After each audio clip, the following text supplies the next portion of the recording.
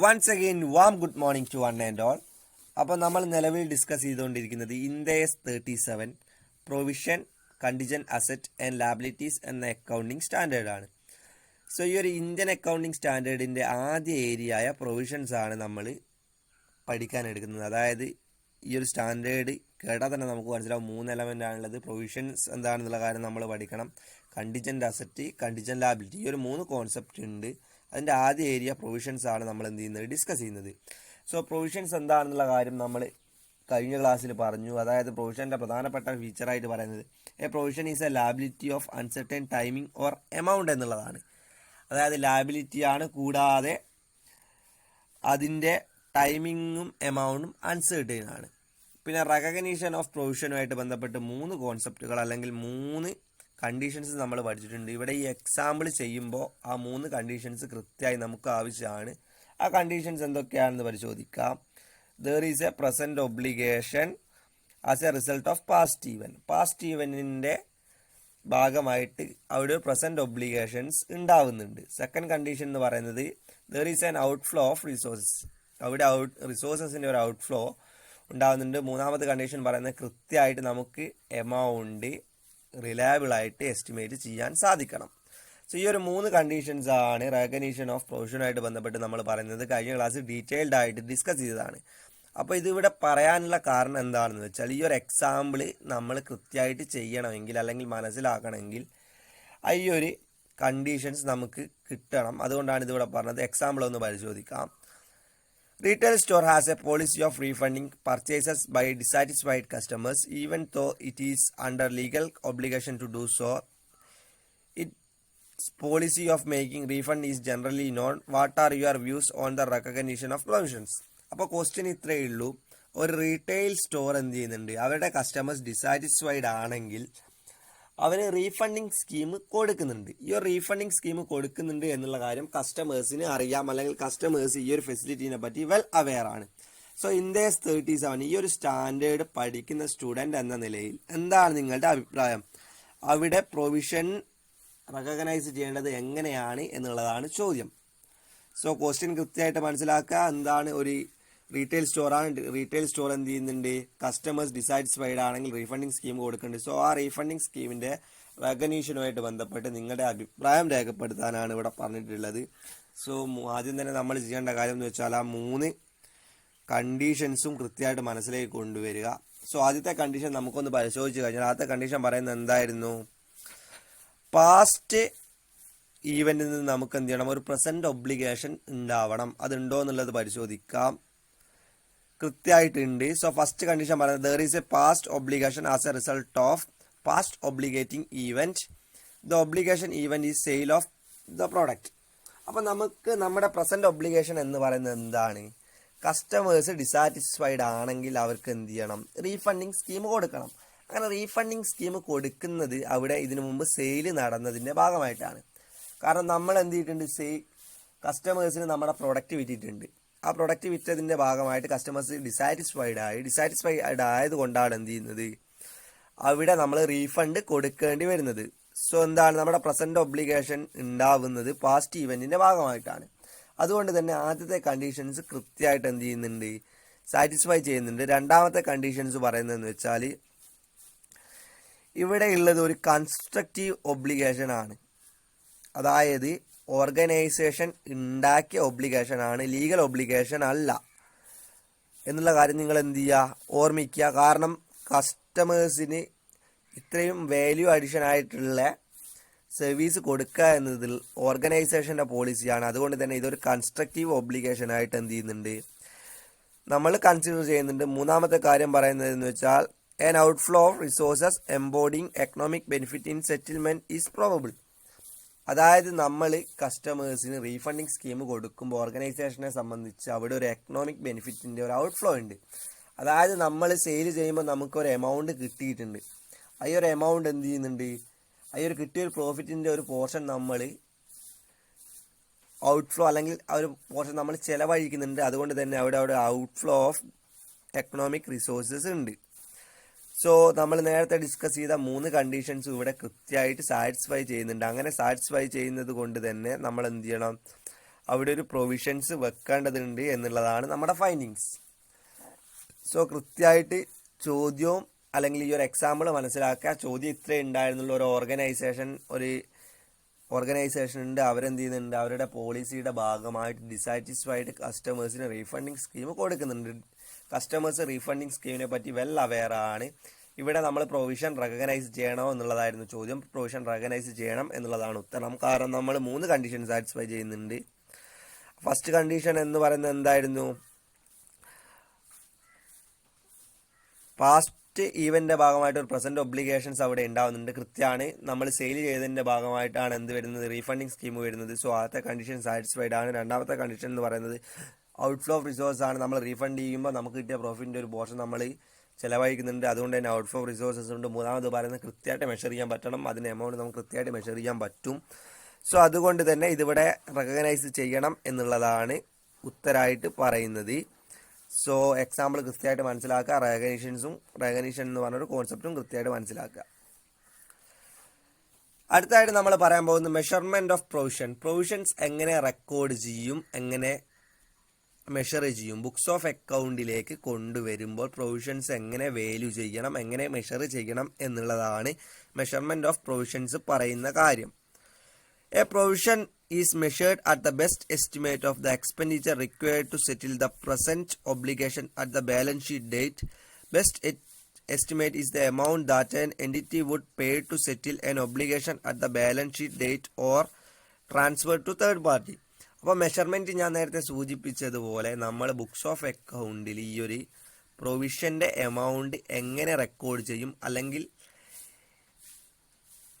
എങ്ങനെ മെഷർ ചെയ്യും എന്നുള്ളതാണ് പറയുന്നത്. സോ പറയുന്ന കാര്യം എന്ന് വെച്ചാൽ കൃത്യമായിട്ട് ബെസ്റ്റ് എസ്റ്റിമേഷൻ ആയിരിക്കണം എന്നുള്ളതാണ് പറയുന്നത്. ഇങ്ങനെ ബെസ്റ്റ് എസ്റ്റിമേഷൻസ് എങ്ങനെയാണ് നടത്തേണ്ടത് എന്നുള്ളതും പറയുന്നുണ്ട്. കൃത്യമായിട്ട് നമ്മൾ നമ്മുടെ പാസ്റ്റ് ഈവൻറ്റിൻ്റെ ഭാഗമായിട്ടോ അല്ലെങ്കിൽ തേർഡ് പാർട്ടീന് കൊടുക്കുന്ന എമൗണ്ടോ കൃത്യമായിട്ട് ബാലൻസ് ഷീറ്റിൽ മെഷർ ചെയ്യണം. The estimation of outcomes and financial effects are determined by judgment of entities supplemented by similar transaction and report from independent experts. So മെഷർമെൻറ്റുമായിട്ട് ബന്ധപ്പെട്ട ഒരു എക്സാമ്പിളാണ് അടുത്ത് നമ്മൾ ഡിസ്കസ് ചെയ്യുന്നത്. മെഷർമെൻറ്റ് ഇത്രയേ ഉള്ളൂ. മെഷർമെൻറ്റ് എന്താണ് പറയുന്നതെന്ന് വെച്ചാൽ നമ്മുടെ ഈ പ്രൊവിഷൻസ് എങ്ങനെ നമ്മൾ ബുക്സ് ഓഫ് അക്കൗണ്ടിൽ റെക്കോർഡ് ചെയ്യും അല്ലെങ്കിൽ ബുക്സ് ഓഫ് അക്കൗണ്ടിൽ എങ്ങനെ മെഷർ ചെയ്യും എന്നുള്ളതാണ് ചോദ്യം. സോ നമുക്ക് എക്സാമ്പിൾ ഒന്ന് നോക്കാം. A company cells goods with a warranty for the cost of repairs of any manufacturing defect with the first 6 months after purchase. If minor defects is detected in all product sold, repair cost of ₹1 million would result. If major defects were detected in all products sold, repair cost of $4 million would result. The company past experience and future expectation indicates the forthcoming year 75% of goods sold will have no defects, 20 will have minor mistakes and 5 will have major defects. Calculate the amount of provisions. അപ്പോൾ മെഷർമെൻറ്റുമായിട്ട് ബന്ധപ്പെട്ട ഒരു ചോദ്യമാണ്. നമ്മൾ എങ്ങനെ measure ചെയ്യണം എന്നതുമായിട്ട് ബന്ധപ്പെട്ട ഒരു എക്സാമ്പിളാണ് ഇവിടെ പറഞ്ഞിട്ടുള്ളത്. സോ എന്താണ്, ഒരു കമ്പനിയെ എന്ന് പറഞ്ഞ ഒരു കമ്പനി എന്ത് ചെയ്യുന്നുണ്ട്, അവരുടെ പ്രോഡക്റ്റ് സെല്ല് ചെയ്യുന്നുണ്ട്. അവരുടെ പ്രോഡക്റ്റിന് 6 മാസത്തേക്ക് വാറണ്ടി കൊടുക്കുന്നുണ്ട്.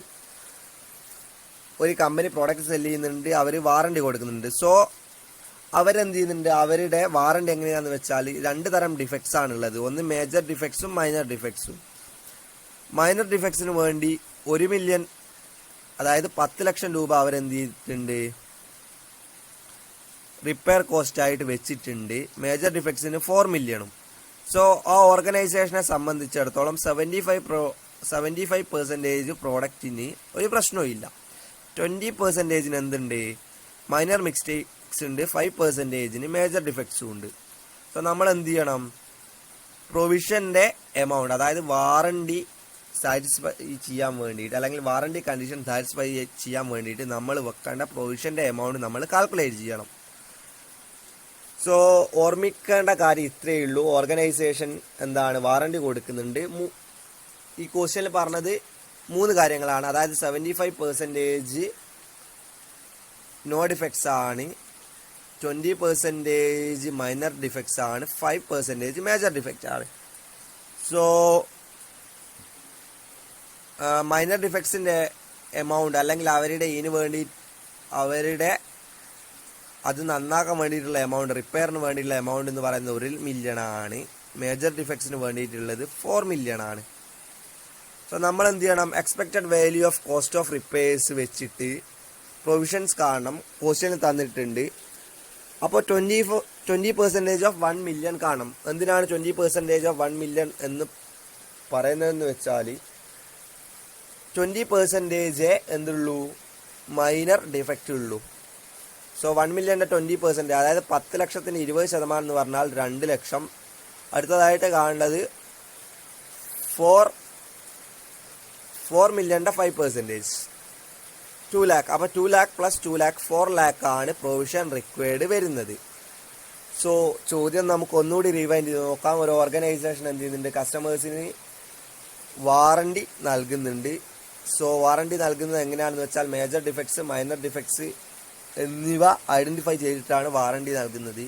സോ അവരെന്ത് ചെയ്യുന്നുണ്ട്, കോസ്റ്റ് ഓഫ് റിപ്പയർ മൈനർ ഡിഫക്ട്സിന് വേണ്ടി 1 മില്യൺ രൂപയും മേജർ ഡിഫക്റ്റിന് വേണ്ടി 4 മില്യൺ രൂപയും എന്ത് ചെയ്യുന്നുണ്ട്, വെക്കുന്നുണ്ട്. സോ ഓർഗനൈസേഷനെ സംബന്ധിച്ച് 20% മാത്രമേ മൈനർ ഡിഫക്ട്സ് ഉള്ളൂ, 5% മാത്രമേ മേജർ ഡിഫക്ട്സ് ഉള്ളൂ. സോ അത് വെച്ചിട്ട് നമ്മൾ പ്രൊവിഷൻ കാണണം. അപ്പോൾ പ്രൊവിഷൻ എങ്ങനെയാണ് കാണുകയെന്ന് വെച്ചാൽ 20% ഓഫ് 1 മില്യൺ, അതായത് 2 lakh, 5% of 4 million, 2 lakh plus 2 lakh 4 lakh ആണ് പ്രൊവിഷൻ റിക്വയർഡ്. 75% എന്താണ്, 75% നോ ഡിഫക്ട്സ് ആണ് എന്നുള്ള കാര്യം ക്വസ്റ്റ്യനിൽ പറഞ്ഞിട്ടുണ്ട്. സോ കൃത്യമായിട്ട് ക്വസ്റ്റ്യൻ മനസ്സിലാക്കുക. ഇവിടെ 4 ലക്ഷം രൂപയാണ് നമ്മൾ പ്രൊവിഷനായിട്ട് സൂക്ഷിക്കേണ്ടത്. സോ മെഷർമെൻറ്റുമായിട്ട് ബന്ധപ്പെട്ട ഒരു ഉദാഹരണമാണ് ഇപ്പോൾ നമ്മൾ ചെയ്തത്. അടുത്തതായിട്ട് ഈ മെഷർമെൻറ്റുമായിട്ട് ബന്ധപ്പെട്ട ഒരു എക്സാമ്പിൾ കൂടി നമ്മൾ ഡിസ്കസ് ചെയ്യുന്നുണ്ട്. നമുക്കൊന്ന് പരിശോധിക്കാം. Example 4. In 2020, the local government informs the companies that a new road will be built in 2022. This will cost destruction of undertaking head office. Assets of rupees 6 million have to be written off.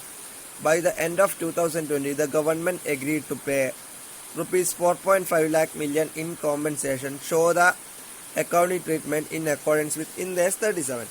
So ഇവിടെ പറയുന്ന കാര്യം എന്ന് വെച്ചാൽ എന്തുണ്ട്, local government road നിർമ്മിക്കുന്നുണ്ട്. So ഇങ്ങനെ road നിർമ്മിക്കുന്നതിൻ്റെ ഭാഗമായിട്ട് നമ്മുടെ ഓർഗനൈസേഷൻ്റെ head office നശിച്ചു പോകുന്നുണ്ട്. അതായത് ഹെഡ് ഓഫീസ് ഉള്ള സ്ഥലത്തു കൂടെയാണ് റോഡ് പോകുന്നത്. സോ സ്വാഭാവികമായിട്ടും നമ്മൾ എന്ത് ചെയ്യണം, നമ്മുടെ ഹെഡ് ഓഫീസ് പൊളിച്ചതിന് ശേഷമേ റോഡ് ഉണ്ടാക്കാൻ പറ്റൂ. സോ ഈ ഒരു ഹെഡ് ഓഫീസിൻ്റെ വില അല്ലെങ്കിൽ മോണിറ്ററി, ഈ ഒരു അസറ്റിൻ്റെ മോണിറ്ററി വാല്യൂ എന്ന് പറയുന്നത് 6 മില്യൺ ആണ്. നമുക്ക് എന്ത് ചെയ്യുന്നുണ്ട്, ഗവൺമെൻറ് സ്വാഭാവികമായിട്ടും നമുക്കൊരു എമൗണ്ട് തരും. കാരണം എന്താണ്, ഗവൺമെൻറ്റിന് വേണ്ടിയിട്ടാണ് എന്ത് ചെയ്യുന്നത്, ഗവൺമെൻറ് റോഡിന് വേണ്ടിയിട്ടാണ് നമ്മുടെ ഹെഡ് ഓഫീസ് നശിപ്പിക്കുന്നത് അല്ലെങ്കിൽ ഹെഡ് ഓഫീസ് പോകുന്നത്. അതിൻ്റെ വില 6 ലക്ഷമാണ്. പക്ഷേ ഗവൺമെൻറ് എന്ത് ചെയ്യുന്നുണ്ട്, നമുക്കൊരു 4.5 ലക്ഷം രൂപ നഷ്ടപരിഹാരമായിട്ട് തരുന്നുണ്ട്. സോ നമ്മൾ ഇതെങ്ങനെ Ind-AS 37 പ്രകാരം റെക്കോർഡ് ചെയ്യും, ഇതുമായിട്ട് ബന്ധപ്പെട്ട ജേണൽ എൻട്രി ആണ് ചോദിക്കുന്നത്. സോ ക്വസ്റ്റ്യൻ കൃത്യമായിട്ട് മനസ്സിലായെന്ന് വിശ്വസിക്കുന്നു. ഒന്നുമില്ല, നമ്മുടെ നാട്ടിലൊക്കെ ഉണ്ടാകുന്ന സംഭവം തന്നെയാണ്. റോഡ് വരുന്നതിൻ്റെ ഭാഗമായിട്ട്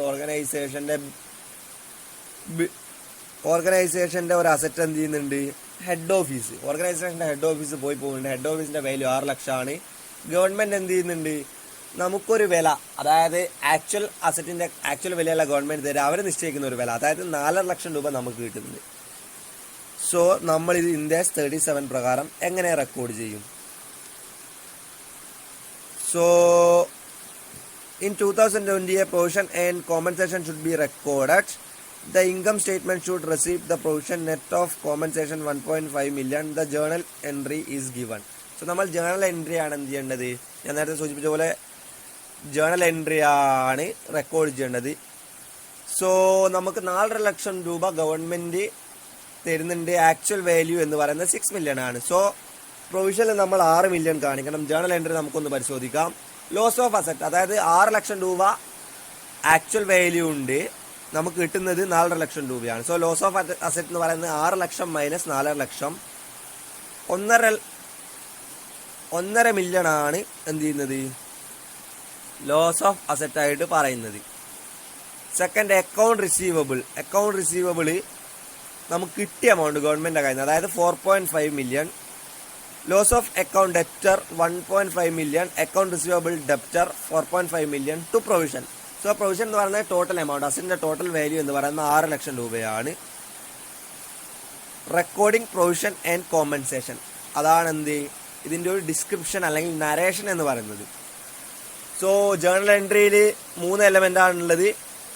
അതായത് നമുക്കുണ്ടായ നഷ്ടം, നമുക്ക് കിട്ടിയ എമൗണ്ട്, ടോട്ടൽ പ്രൊവിഷൻ. അപ്പോൾ നമുക്കുണ്ടായ നഷ്ടം എന്ന് പറയുന്നത് 1.5 ലക്ഷം, നമുക്ക് കിട്ടിയ എമൗണ്ട് ഗവൺമെൻറ് കയ്യിൽ നിന്ന് കിട്ടിയത് 4.5 ലക്ഷം. പ്രൊവിഷൻ എന്ന് പറയുന്നത് 4.5 ലക്ഷം അല്ല, 4.5 മില്യൺ. പ്രൊവിഷൻ എന്ന് പറയുന്നത് 6 മില്യൺ. സോ ജേർണൽ ഇങ്ങനെയാണ് വരിക. ലോസ് ഓഫ് അസറ്റ് ഡെപ്റ്റർ 1.5 ലക്ഷം, അക്കൗണ്ട് റിസീവബിൾ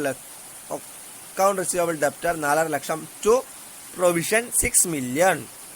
അവിടെ നരേഷൻ പറയുന്ന റെക്കോർഡിംഗ് പ്രൊവിഷൻ ആൻഡ് കോമ്പൻസേഷൻ.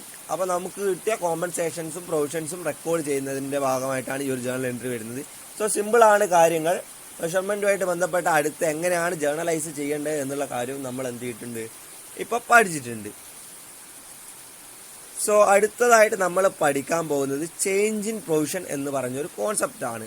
അതായത് എന്ത് ചെയ്യുന്നുണ്ട്, ഓർഗനൈസേഷൻ പ്രൊവിഷൻസ് റിവൈസ് ചെയ്യുന്നുണ്ട്, പ്രൊവിഷന്റെ വാല്യൂ റിവൈസ് ചെയ്യുന്നുണ്ട്. അതെങ്ങനെയാണെന്നുള്ളതാണ് അടുത്തത് നോക്കുന്നത്. Provision should be reviewed at the end of the reporting period and adjusted to reflect the best estimates. അപ്പോൾ പറയുന്ന കാര്യം എന്താണെന്ന് വെച്ചാൽ, കാലത്തിനനുസരിച്ച് അല്ലെങ്കിൽ അതിൻ്റെ ടൈം പീരീഡിനനുസരിച്ച് പ്രൊവിഷൻസ് നമ്മൾ അഡ്ജസ്റ്റ് ചെയ്യുന്നുണ്ട്. കൃത്യമായിട്ടുള്ള മെഷർമെൻറ്റിന് വേണ്ടിയിട്ടാണ് ഇങ്ങനെ പ്രൊവിഷൻസ് അഡ്ജസ്റ്റ് ചെയ്യുന്നത്.